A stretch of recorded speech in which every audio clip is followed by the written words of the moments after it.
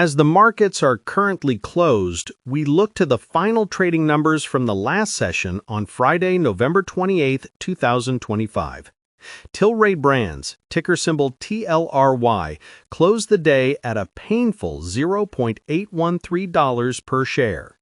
This represents a significant single-day capitulation, with the stock plummeting over 21% intraday on massive volume. If you are looking at your screen right now, perhaps checking your Fidelity brokerage account or glancing at the red numbers on your Robinhood app, you are likely feeling a mix of confusion and frustration. The expectation for Tilray has long been one of slow recovery, a belief that the bottom was in and that international cannabis expansion would eventually lift the tide. The reality, however, slammed into investors with brutal force this Friday. The company has pulled the trigger on a 1-for-10 reverse stock split. This is not just a standard volatility swing. This is a fundamental structural change that alters the psychological landscape of the stock entirely. The disconnect between what retail investors hoped for, a natural organic climb back above the dollar mark, and the reality of this forced corporate action is where the real story lies today. Most people holding this stock have been waiting for a legislative miracle or a sudden spike in consumption data. Instead, they got a mechanical reset. The immediate reaction was panic selling, a classic sell the news event where the news confirms a fear that has been lingering in the background for months. But to simply label this as a disaster and walk away is to miss the deeper machinations at play. This isn't just about avoiding delisting. This is a calculated maneuver to completely swap the shareholder base from a retail-heavy army of bag holders to a more stable institutional-grade cap table. When you analyze the volume shelf from Friday, it is evident that this wasn't just short sellers piling on, it was a liquidation event by weary retail traders who simply threw in the towel. This creates a fascinating tension. On one hand, you have the emotional capitulation of the individual investor who feels betrayed by the dilution and the reverse split mechanics. On the other hand, you have the cold, calculating logic of institutional algorithms. Why? Because many large-scale funds, the kind managed by Fidelity Wealth Management or accessible through premium interactive brokers accounts, have strict mandates preventing them from buying stocks trading under $5.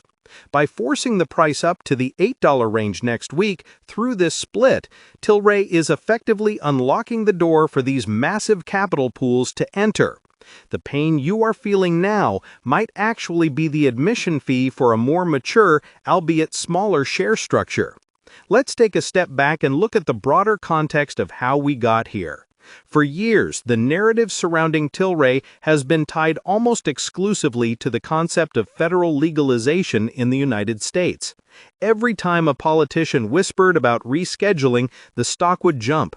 This created a Pavlovian response, where investors stopped looking at the balance sheet and started trading off headlines. This is dangerous. It turns an investment into a gamble, similar to how one might approach high-risk assets on a Robinhood crypto account rather than a calculated position in a Schwab Intelligent Portfolios strategy.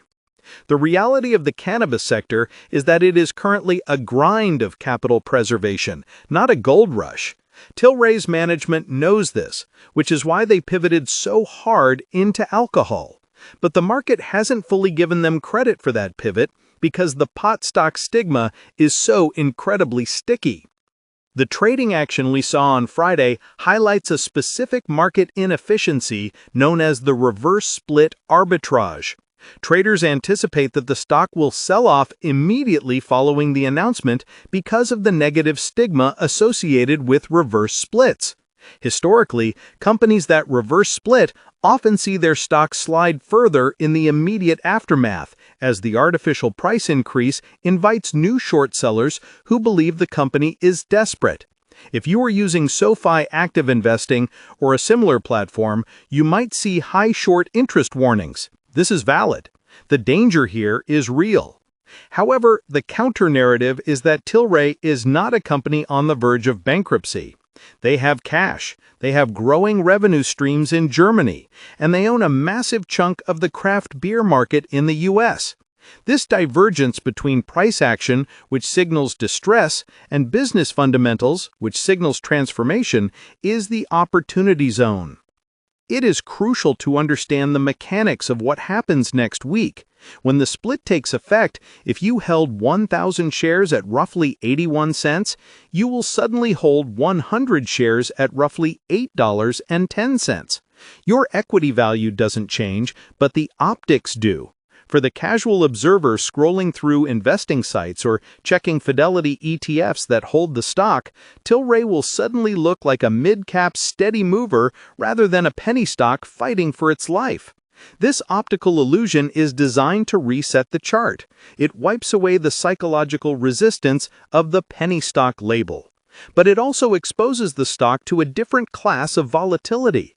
Higher-priced stocks tend to attract more sophisticated derivative trading, meaning we could see the options market heat up significantly.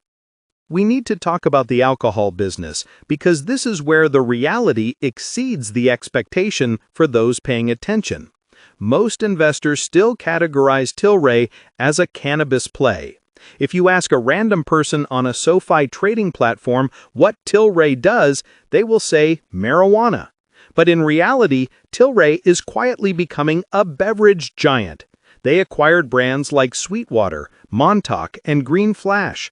They are effectively a craft beer conglomerate that uses cannabis as a call option on future legalization. This strategy is brilliant because it provides cash flow now. You can't pay bills with future legislative hopes. You pay bills with beer sales.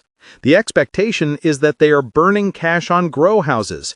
The reality is they are generating revenue from tap rooms and grocery store aisles. This creates a safety net that pure-play competitors simply do not have. However, the alcohol industry is not without its own challenges. It is competitive, margins are tight, and consumer tastes shift rapidly. The fact that Tilray is leaning so heavily into this sector suggests they see the writing on the wall for the near-term U.S. cannabis market. They are hunkering down. This is a defensive posture masked as expansion. When you look at the recent earnings reports, the growth in the beverage alcohol segment is often what saves the quarter. If you were to strip away the cannabis business entirely, you would be left with a decent, albeit smaller, CPG company. The market is currently valuing the cannabis business at near zero, or perhaps even a negative value considering the cash burn, which implies that at 0.81 pre-split, you were buying the beer business at a discount and getting the global cannabis infrastructure for free. Let's dig deeper into the institutional perspective. When a stock trades below $1, it becomes unmarginable at many brokerages. If you have an Interactive Brokers account, you know that margin requirements tighten significantly for penny stocks. This kills liquidity. It forces funds to sell and prevents new money from entering. By reverse splitting, Tilray is essentially repairing the plumbing of its stock. They are fixing the liquidity profile. This is a technical fix for a technical problem, but it feels like an emotional blow to long-term holders. The frustration is valid. You have watched your share count evaporate over the years, and now the share count is literally being slashed by 90%. It feels like a final admission of defeat for the old era of the stock. But let's look at the German market. Germany recently liberalized its cannabis laws, and Tilray is one of the few companies with the actual infrastructure on the ground to capitalize on it. They have a facility in Neumünster. They are not just shipping product, they are part of the domestic supply chain. The expectation was that Germany would be the domino that caused all of Europe to legalize. The reality is that bureaucracy moves at a glacial pace. The Phase 2 of German legalization, which would allow for commercial sales pilots, is dragging. This delay has hurt the price spread, adding to the pressure that led to the reverse split.